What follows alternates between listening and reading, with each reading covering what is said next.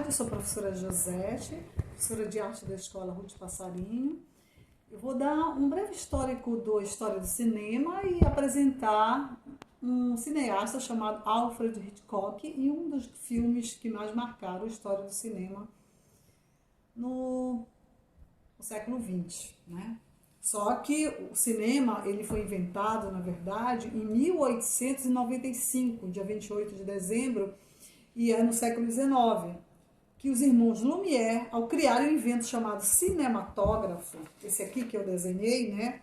É um cinematógrafo, é uma grande câmera feita de madeira e movida manualmente. Na verdade, o cinema nada mais é do que uma sequência de fotografias, quer dizer, veio primeiro o invento da fotografia e depois foi aperfeiçoado o invento do cinema. Quando você movia uma imagem atrás da outra, dava a sensação que você não via passar essa sequência de uma imagem para outra e dando a sensação de que as pessoas estavam se movimentando, mas nada mais era do que as fotografias em sequência. Bem, o cinema é considerado a sétima arte. Eu acredito que no mundo inteiro, pelo menos a grande maioria das pessoas já assistiu um filme. E as pessoas que já assistiram com certeza gostam muito, né? O cinema ele foi inventado na França, né? E a primeira apresentação de cinema foi, na verdade, uma cidade chamada Ciotat, num grande café. Eles fizeram a chegada de um trem em La Ciotat, né, chamado L'arrivée d'un train à La Ciotat. A chegada de um trem a La Ciotat, que é uma cena que o trem passava e assustou todas as pessoas que estavam lá, acreditando que aquilo fosse verdade, porque a tela era imensa e as pessoas ficaram com medo e saíram correndo do salão. Bem, depois de algum tempo começaram a surgir os filmes, né? Porque primeiro tiveram as experimentações, fizeram filmagens de pessoas parece-me que num gramado, fizeram filmagens de pessoas na rua, fizeram experimentações com filmagens de animais e depois começaram a surgir os filmes com um determinado roteiro. Roteiro se chama a parte escrita que fará parte do diálogo e o conteúdo do filme, né? E os primeiros tipos de filmes foram mudos, porque ainda não tinham inventado o tipo de câmera que captasse o som. Esse cinema mudo, na verdade, ele era feito assim, ele era filmado e na sequência do filme, eles colocavam uma espécie de placas com diálogo do que acontecia, né? Mas como eles eram muito expressivos, os atores, principalmente Charlie Chaplin, né? Eles eram tão expressivos que toda a movimentação e o cenário já dava a entender do que se tratava a história. Esse cinema mudo, ele era regido por uma banda musical, tipo uma orquestra que ficava na frente do cinema, que da hora que passava o filme, ela era rodada, ela era passada, né? Tocada. Aqui nós temos um exemplo do cinema mais antigo do Brasil em funcionamento, que é o Cinema Olímpia, que fica ali na Praça da República, né? O Cinema Olímpia, se vocês puderem assistir, é grátis, né? A partir das 18 horas e tem sessões de segunda a domingo, né? Bem, os filmes mudos principais nós temos Luzes da Cidade e Tempos Modernos de Charlie Chaplin.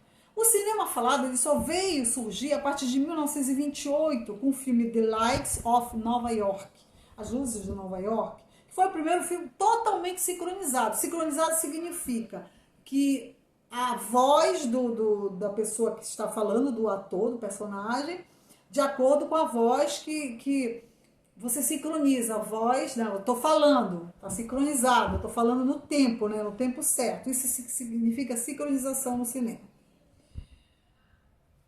E no final de 1929, na era de Hollywood, era quase totalmente falado o resto do mundo. Aí surgiu o Oscar em 1929. O Oscar, vocês sabem que é um grande prêmio do cinema americano, né? Em que as pessoas recebem estatuetas todos os anos.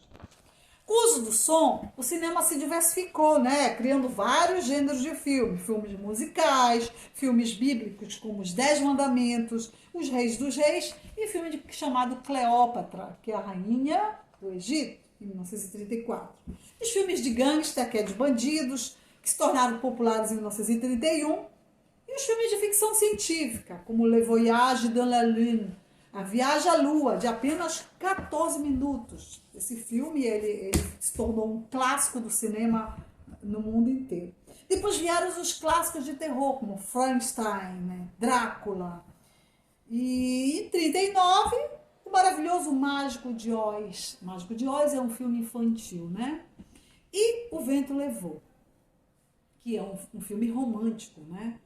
Na Itália foi criada a Cinecittà, por ordem de Mussolini, que era um governo fascista, em 1937. E no Brasil, a Carmen Miranda, que era uma atriz portuguesa, mas ficou aqui no Brasil há algum tempo e estreou no filme Alô, Alô, Carnaval, em 1936. Já nos anos 40, a Segunda Guerra Mundial fez com que a Inglaterra e os Estados Unidos produzissem vários filmes com apelo patriota, né?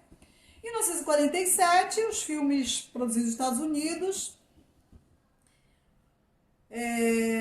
alguns faziam propagandas comunistas e foram considerados de propaganda soviética, alguns cineastas foram exilados, né? E na Itália, o neorrealismo, com filmes como Roma, Cidade Aberta. Nos anos 50, os filmes foram censurados, inclusive o filme de Charlie Chaplin, né? Algumas pessoas acusaram ele de comunista, por exemplo. E no Brasil começaram a chanchada, que ajudou a investir na Atlântida, que era uma empresa de cinema brasileira, né? E no final da década de 50, o Nouvelle Vague, a Nova Onda. Na Índia também começaram a fazer os filmes, a Canção do Caminho. E até hoje existe a Bollywood, né? Que é uma empresa de cinema indiano, que por sinal é uma empresa muito boa. Então eu poderia classificar o seguinte: vários tipos de cinema, desde o mudo até o filme de 3D. Hoje em dia, por exemplo, os filmes eles são feitos, os efeitos especiais são todos feitos no computador. Na época, no passado, desde o cinema mudo, eles faziam tudo de uma forma realista, ou então utilizavam cenários que também eram utilizados no teatro, por exemplo. Então nós temos o cinema mudo, que era feito em preto e branco, o filme de cinema sonoro preto e branco e colorido, o curta-metragem, que é de 15 minutos a meia hora. Também temos os documentários, que são baseados em vidas reais, né? Na realidade. Longa-metragem de 1 a 3 horas, documentário já falei, clássicos, né? Que são os filmes que ficam para sempre, que marcam uma geração, que são filmes muito bons. Os filmes pornográficos que existem, os filmes de realismo poético e a Nouvelle Vague francesa. Hoje o cinema, infelizmente, está muito caro, né? E as pessoas se dedicaram a produzir pirataria. Só que isso aí já está sendo ultrapassado, que hoje em dia o cinema está chegando nas TVs a cabo e hoje também na internet. Então, daqui para frente não se sabe qual será o futuro do cinema.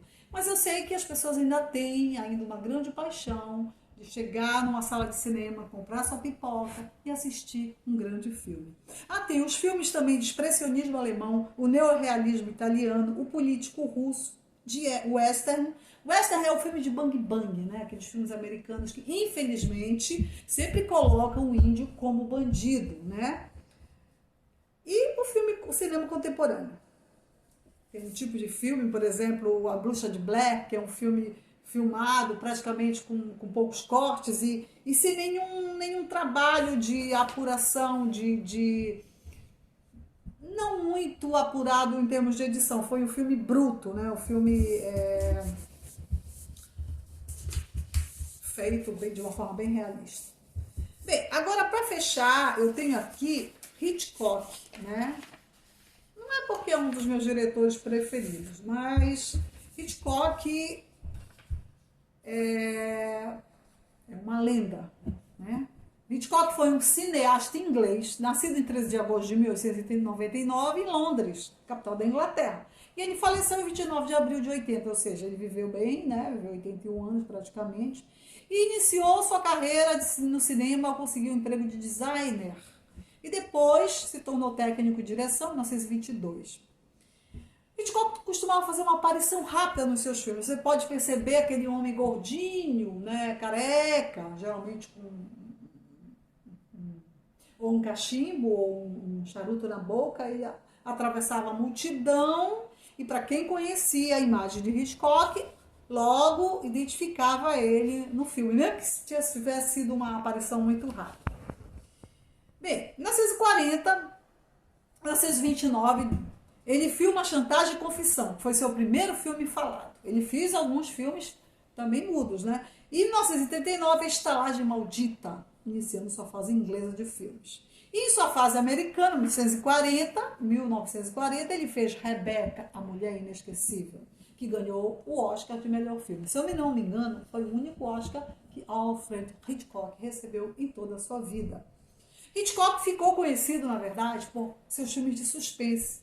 Em 1939, ele casou com Alma Danili, que era uma mulher que ficou por trás de todos os filmes dele. Na verdade, ela era uma continuista. Continuista é aquela pessoa que, quando você vai arrumar uma filmagem, no outro dia verifica se está tudo em ordem, se você está com cordão, por exemplo, no outro dia você não está mais com cordão. O trabalho da continuista é verificar se a pessoa, o personagem vai ter que usar o cordão para não ter erro de continuismo. Não significa que as pessoas não tenham errado durante a história do cinema no mundo inteiro. Em 1939 ele casou e foi um casamento para sempre. Teve uma filha, a Patrícia, que fez algumas pontas nos filmes. E em 1939 mudou-se para os Estados Unidos e assinou um contrato como produtor de clássicos. Os principais filmes de Hitchcock são Festim Diabólico, de 1948, Janela Indiscreta, de 1954, Um Corpo que Cai, de 1958, Psicose, Os Pássaros e Trama Macabra. Eu vou falar um pouco do filme Psicose. O filme Psicose foi filmado, chamado The Birds, né? Foi filmado numa cidadezinha chamada Bodega Bay, né? Essa cidadezinha de Bodega Bay ficou até famosa até hoje, que as pessoas visitam essa cidade, que fica perto de um rio, em homenagem, na verdade, a esse filme, né? Verificando onde foram feitas as cenas, né? E a história de uma mulher rica que tem uma loja que vai numa loja, compra um pássaro e acaba conhecendo um advogado, acho que ela fica encantada por ele, e vai para essa cidade levar esse casal de periquitos de presente para ele.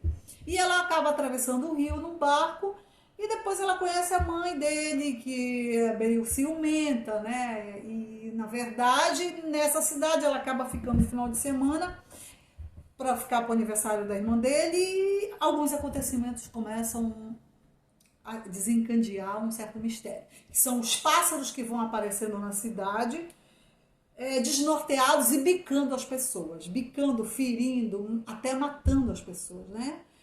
Várias crianças saem correndo da escola, os pássaros atacam as pessoas lá na festa de aniversário, e depois entram, né, as cenas internas na casa da mãe do advogado. As aves vão atacando as pessoas, entrando pela chaminé, entrando pelas janelas, quebrando vidraças, e no final do filme eles acabam saindo de carro enquanto os pássaros estão tranquilos, né?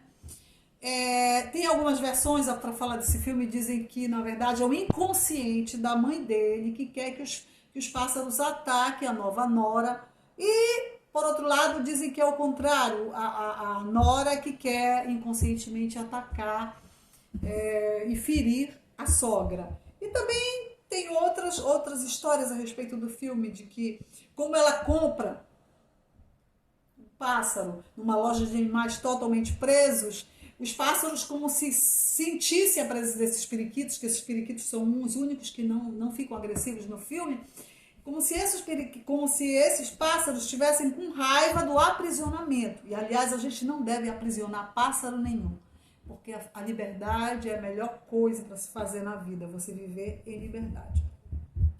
Isso aqui é uma cena, essa atriz é a mãe da Melanie Griffith, por sinal. Olha, é uma cena, ela é uma mulher bonita, uma criança, ela levando as crianças da escola. E Hitchcock fez esse filme com pássaros de verdade. Ele, na verdade, treinou os pássaros. Foram tão treinados, e o filme foi tão verdadeiro, que essa atriz aqui, ela levou uma bicada no rosto, tá? Ela até suspendeu a filmagem nesse dia para ela cuidar do ferimento.